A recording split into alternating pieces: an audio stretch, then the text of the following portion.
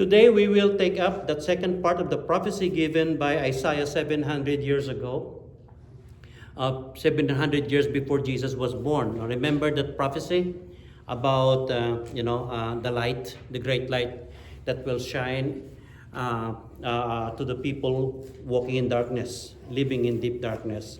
As you can see there in Isaiah chapter 9, we have already talked about the first part, and the second part of that prophecy is about a child that is born to us.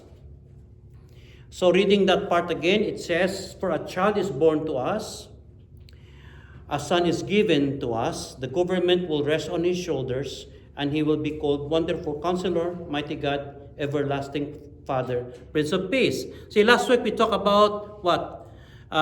Jesus as the great light, who will push back the darkness in this world. And the darkness that overwhelm people, the lives of people. And how is he going to do it is by calling you as his disciple. That's what he did after proclaiming about his kingdom, about the coming of his government, of his administration of this world. He called disciples, inviting people to become disciples and teaching them how to live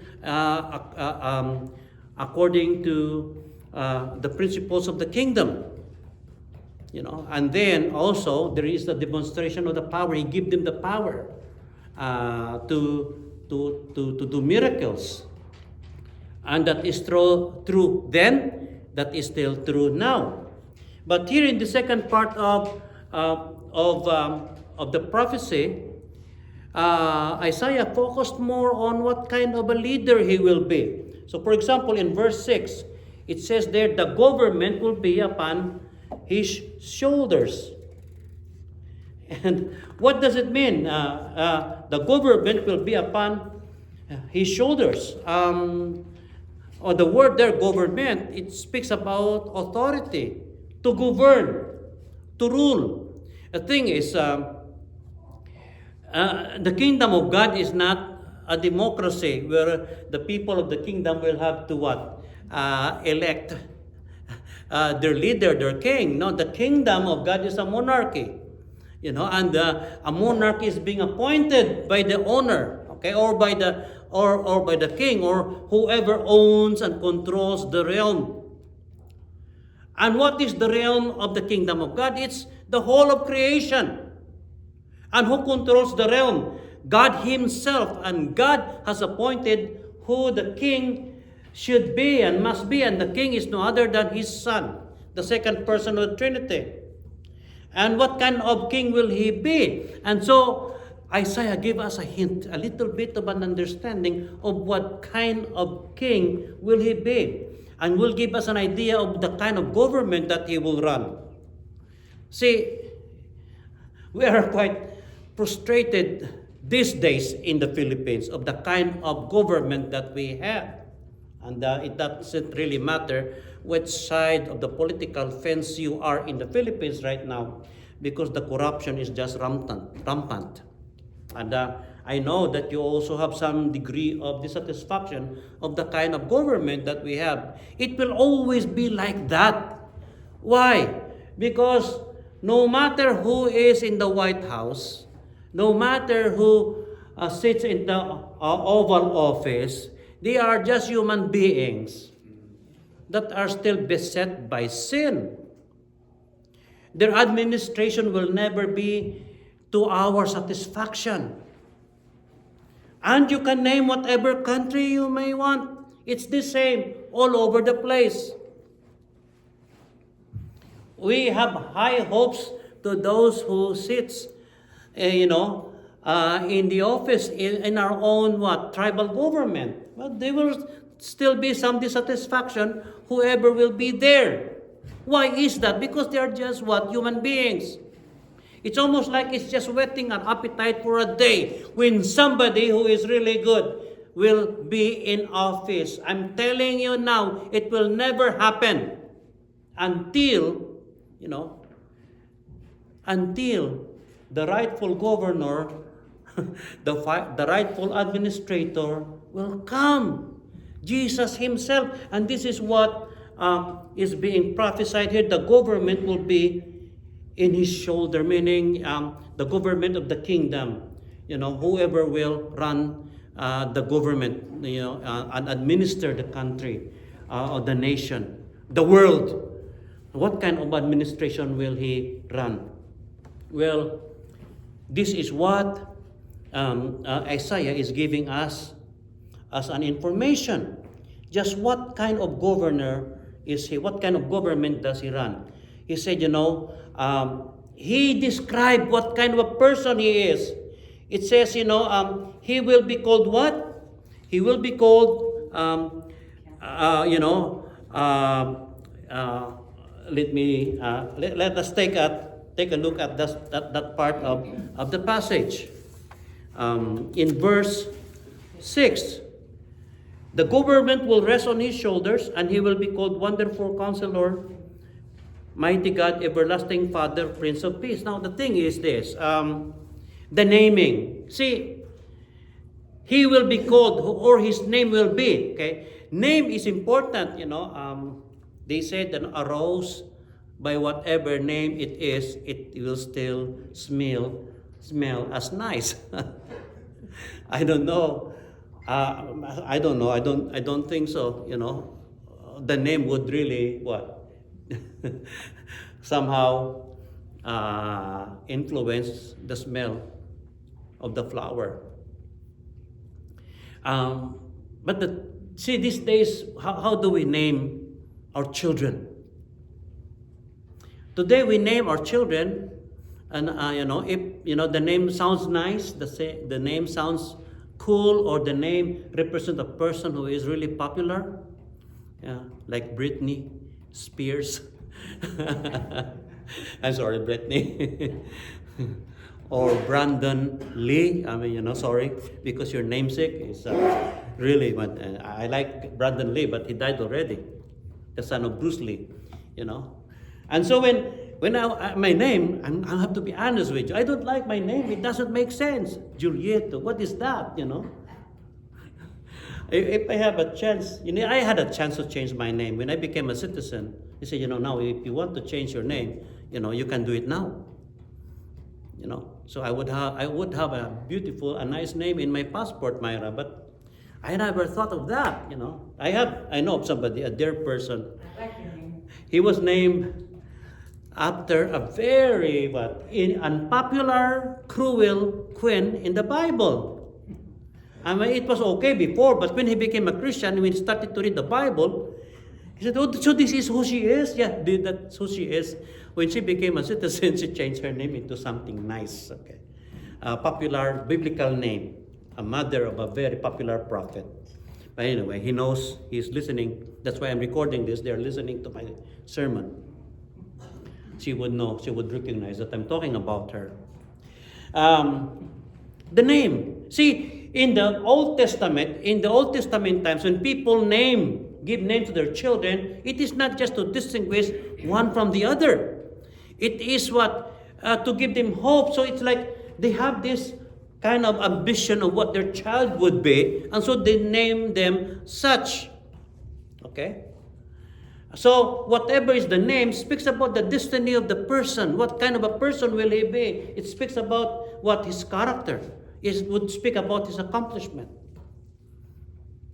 And so even before this person who is coming, prophesied 700 years ago, was given a name, he was already described what kind of a person will he be, and what kind of leadership or administration he will run.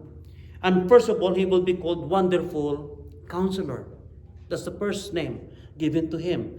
A wonderful counselor, or literally a counselor of wonder. Why is that? Because he will be a person who will be giving really good, wise counsel. He will be a very wise person. He is a reliable counselor. A counselor, doesn't come cheap these days. If you are sitting, if you're having appointment with a counselor, it could, $350 per hour, $500 per hour. It depends on the person. But even their counsel is not that reliable. That's why they have really high insurance, because if they counsel somebody who will end up committing suicide, man, they will be in trouble. But this one is wonderful because, his counsel, his idea, his opinion, his advice really works. Because, we know he is God. He is wise. Who would ever think, for example, that, by dying, he will win? You come to a counselor, okay, I really would like to win in life. You should die. What? But this is who he is. He won against his enemy by giving up his life. And that is also what he's asking you actually. If you really would like to be a part of the kingdom, take up your cross, deny yourself and follow me. The three negatives. How can these three negatives end up to something really positive? Well, only a wise God can see that. Amen? He's a wonderful counselor. So if you're looking for somebody who can give you advice, go to this person.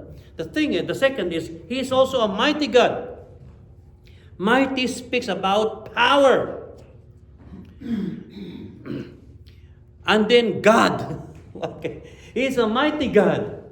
God already speaks about power, and then it is also described mighty. That's really a double positive.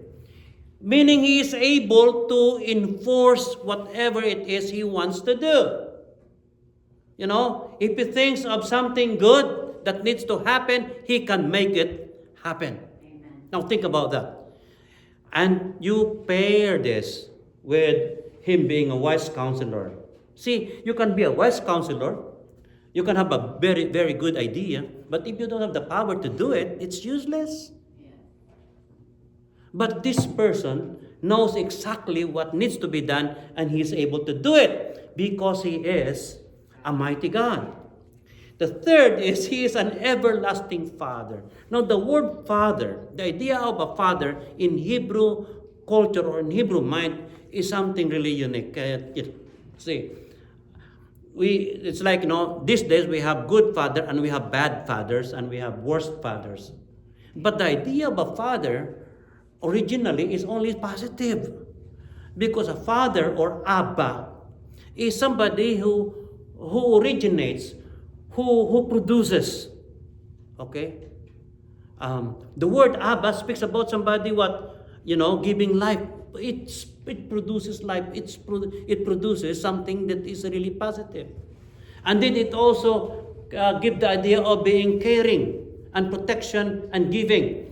All positive. So a father is expected to be that. Of course, that doesn't happen because these days we really have bad parents, bad fathers. But this one who is coming, he is somebody who is generous and loving and caring and protective. If you come under his wings, only the positive things can happen to you. Amen. Okay, so for example, it's like this. So the heart of him being a father is that it is always for the good of those he father. Now the thing is, he is an everlasting Father, meaning he is the Father from the past. Okay. That means that wherever you came from this person.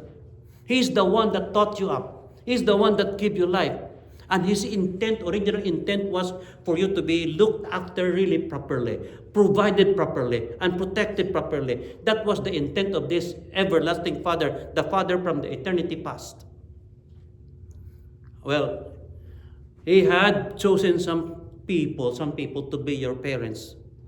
Supposed to be the channel of his fathering. But the thing is, those fathers that he assigned to you didn't do their job. So are you hopeless now? Are you saying, I'm sorry, Delana, I messed it up. No. I'm sorry, Lito, I messed it up. No. He's able to redeem the situation. Yeah. Amen? Because the thing is, he didn't stop to being a father to you. He's the ultimate, final Father. Meaning, eternal Father, everlasting Father. He was a father in the past, and he will be your father in the future. If you're a part of his administration. It doesn't speak about him. It doesn't speak about Jesus as the first person of the Trinity. Because, some religion use this to say, there is no such thing as Trinity. because Jesus is also the Father. No, no. The word their Father, everlasting Father, speaks about of his nature. What kind of a person he is. He is a caring, loving, generous Father. A person. So here it is. He could be a wise person, a powerful person, but if he is a malicious person who thinks only of evil, that's bad news.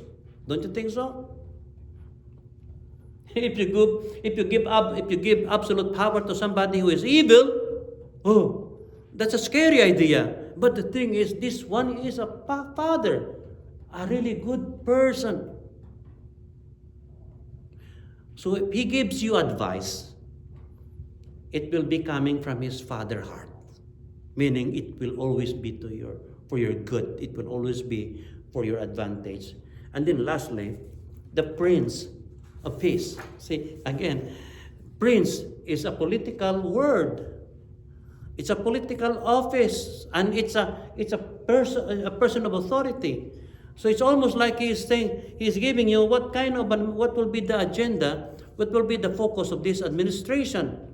If he's going to be the prince, if he's going to be the governor, it's going to be peace. Now, the word there, peace, is not like we understand it to mean the absence of conflict or war. No, no, no. The idea of peace in Hebrew is shalom, meaning well-being. Everything that is good. That you will be in the best state you could ever be. So, the best that you could ever be, what? Emotionally, spiritually, physically. So it's like, what is the goal of his administration? Peace, the well-being of his people. So if there is such a place now where he really actively and effectively governing, I will move there. Much as I love Fort Peck Indian Reservation or United States of America or even Philippines, I will move to this place governed by a person who is what? A wonderful counselor, what? A mighty God, an everlasting Father, and a Prince of Peace. I will move there. You know, the truth is, I have already moved there. But Lito, you are still here. See, there is no place in this planet that he is not governing. That he is not leading, that he is not ruling. There is no, space of real estate in this planet that he is not king. He is. Now, he started already to rule, but not absolute yet, not perfectly yet. We're getting there. What is he doing now? He is winning because this world really used to belong to him. It is supposed to belong to him. But it was overtaken or taken over by evil. The Bible speaks about that evil rules in this world. You know. But then he said, no, I'm not going to put up with that anymore. I'm setting up my own administration. He's not doing it quickly. Some people are asking, why can't he take over now? And that's why I take the question of Myra sometimes. God, why can't you come now and really establish your perfect kingdom?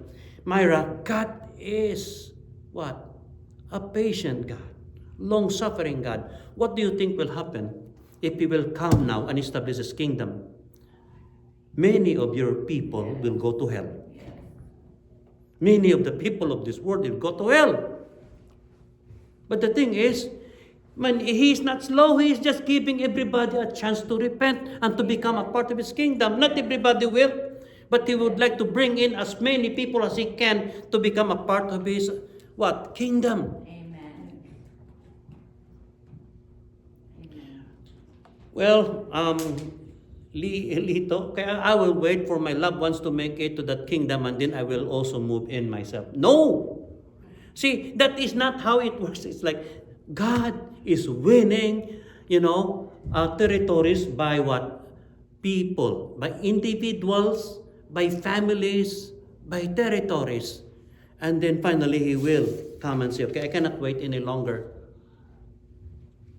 And then He will establish his kingdom, and then the Father will nudge to that angel next to him with a golden trumpet and say, Michael, blow the horn, blow the trumpet. I am gathering now my people, and I'm going to establish my kingdom. And then what was said in Revelation by John, at last the kingdom of this world has become the kingdom of God. Amen. I can't wait for that, but thinking about the lost and the broken, still, I can't wait. Yes.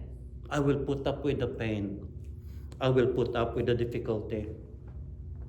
So the question actually is this. I mean, you don't have to wait for the second coming. You don't have to wait for our King to come finally and establish his kingdom. You can start now. Because wherever you are, the kingdom has come. Amen. And now you can experience what has been promised by his administration, wise counsel, the help of the mighty God, and the love of the Father, and the peace. See, you can be in the midst of the storm and feel so peaceful because everything will be all right. Yes. So this morning, I would like to ask that question. Who governs your world? By that, I mean your life, your world, your sphere of influence, the extent of your influence. Is Jesus governing that? Or like